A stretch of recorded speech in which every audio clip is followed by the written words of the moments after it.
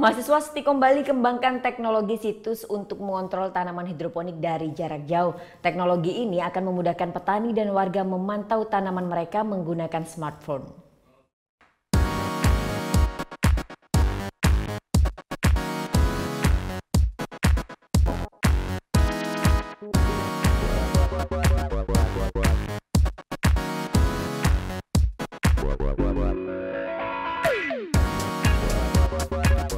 Unit kegiatan mahasiswa robotik Stikom Bali sedang mengembangkan teknologi pengontrol tanaman hidroponik melalui situs atau website automation and monitoring system.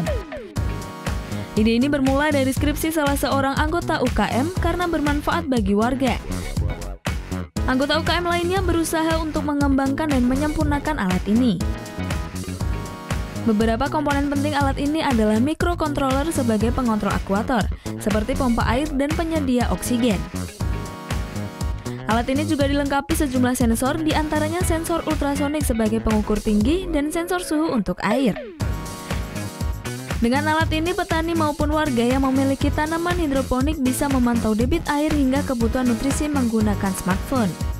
Untuk membantu para petani nantinya agar bisa menghemat waktunya mereka dalam pengontrolan dan pemonitoringan dari sistem pertanian hidroponik tersebut. Jadi mereka bisa mengontrol dan monitoring pertanian mereka itu melalui web nantinya. Dan bisa di web tersebut bisa diakses nantinya di internet. Jadi bisa mengaksesnya dari jarak jauh. Saat ini radius alat ini hanya di sekitar kampus Stikom Bali saja.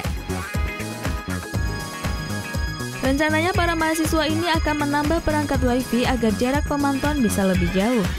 Muhammad Hasanuddin melaporkan untuk NET.